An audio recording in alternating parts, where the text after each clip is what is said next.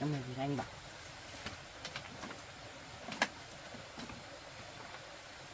em ở nhà nhé. Hôm qua anh đi tìm không thấy lợn, bây giờ anh đi tìm trên nhà anh tự chủ xem có thấy con lợn của mình không.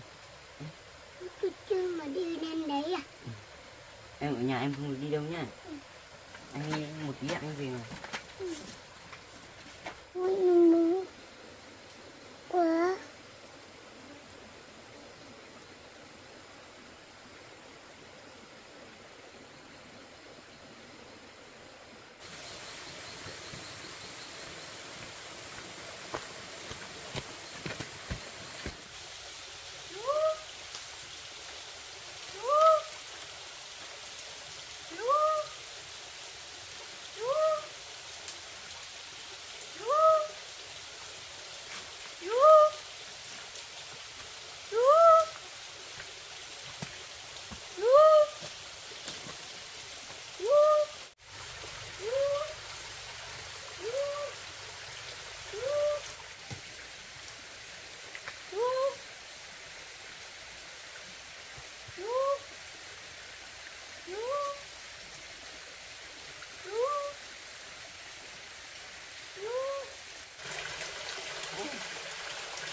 Con lợn này thì cũng ta nó ở đây.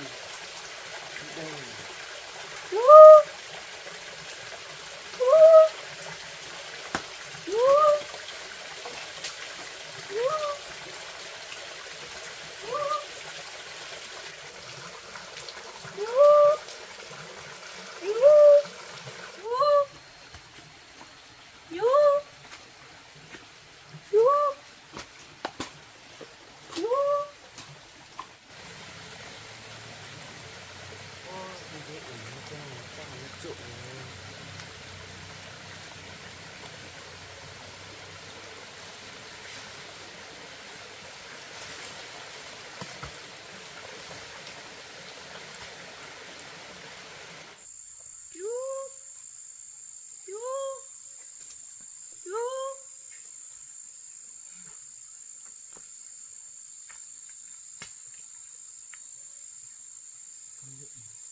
Thấy rồi,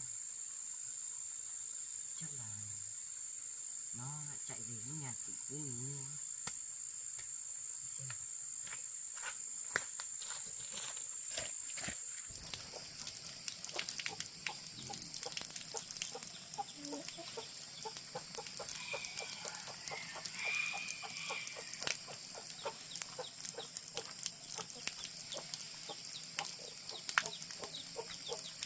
Chào bác. Bác trai đâu rồi bác? Bác trai đi chăm trâu rồi. Cháu đi xem có cái con lợn của cháu sống lên đây. Thấy đâu? Thấy. Có tìm có quen nhà chưa? Cháu tìm hết rồi. Tìm hết à? Nhà thế nó sống đi đâu rồi? Cháu tìm xung quanh nhà chưa? Dạ, cháu tìm rồi ạ. Thế nó sống được mấy ngày rồi? Cháu cũng tìm được 2-3 ngày rồi bác ạ. 2-3 ngày rồi. Thế nó sống đi đâu mất rồi, không tìm được có thấy ra đây đâu. Đã thấy lên đấy. Mấy hôm con lợn đẻ thôi mà bác lại bán cho một con. Vâng. Cháu đừng buồn nhá. Cháu lên đây hỏi bác thôi. Không thấy con lợn của cháu thì cháu cũng về đấy. Vâng, cháu Cháu không chào lo bác đâu. ạ. Cháu về đấy ạ. Cháu ơi, Dạ. cháu đi qua đấy, cháu đi 2 mấy quả dưa ở dưới đi ăn nhá. Vâng.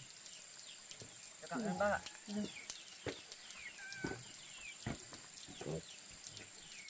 Hai anh em là số khổ thế mà đang mua được con lợn chả biết đi đâu. Khổ thật đấy.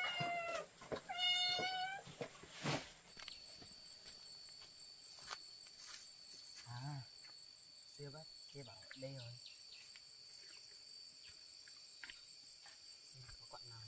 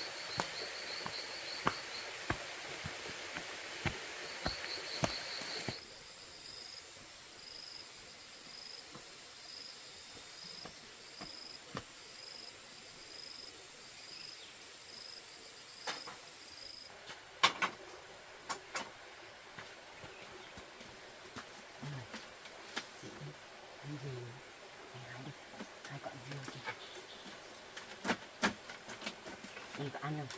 Anh đọc cho em.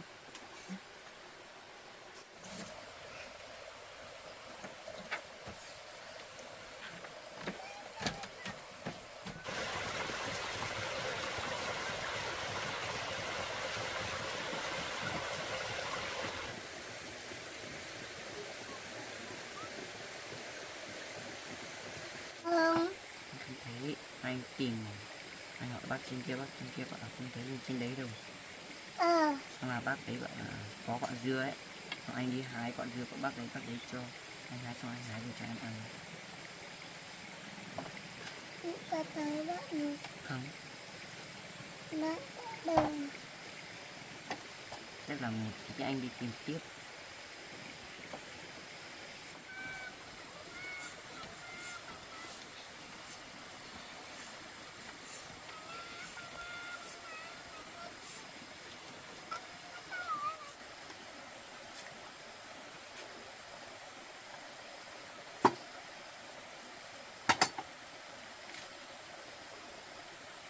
Ăn đi.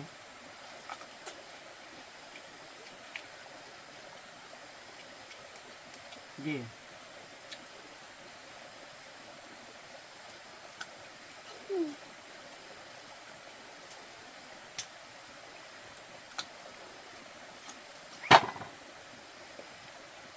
Nào.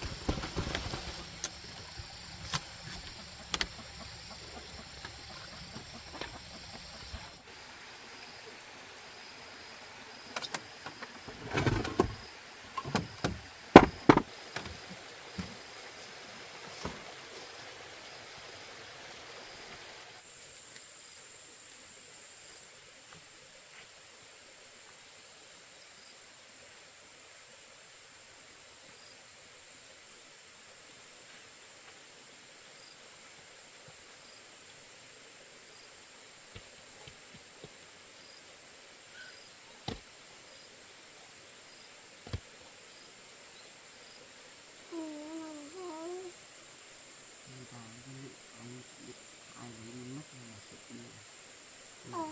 Bây giờ anh phải biết tìm đâu. Đi đâu đi. Đi đâu đi.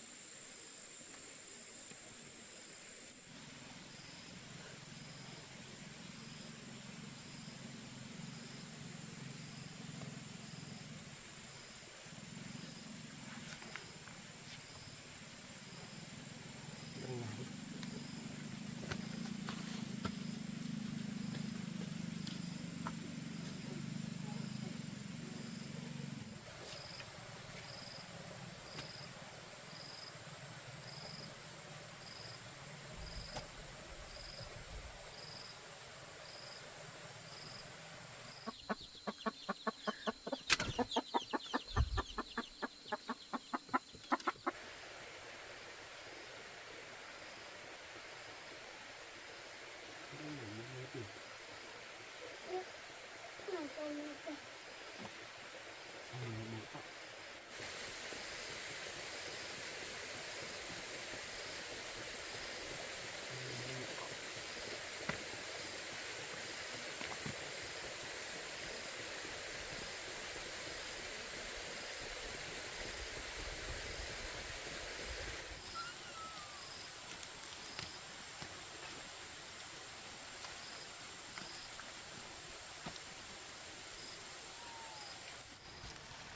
Để cho anh, thế là anh nhủ.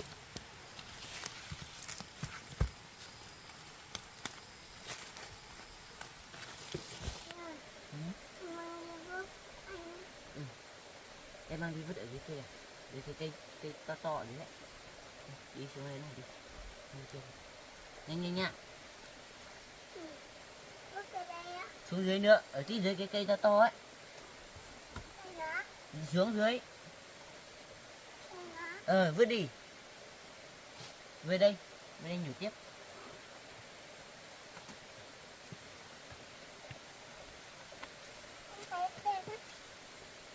Lên trên này đi.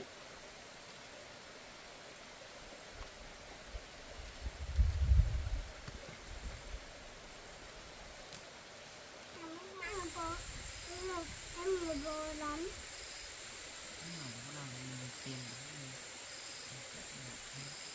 Tìm anh với em thôi. Rồi đi vào nhà đi. Trời mưa rồi, em đi vào nhà đi. Trời mưa rồi. Đi vào nhà một tí ướt mưa ấy. Đi. Đây về đây. Cho anh. Anh ngủ nhanh nhanh xong anh vào nhà xem. Em đi vào nhà đi. Đi. Trời mưa rồi.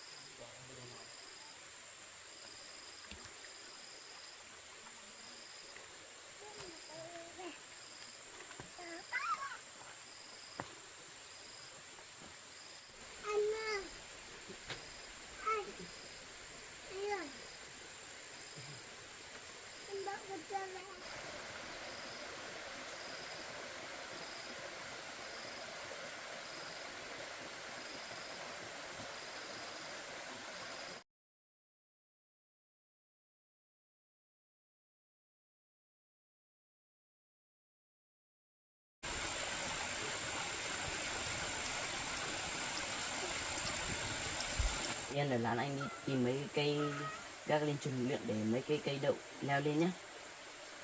Ở im một lán không được đi đâu nhá. Ở nhà nhá.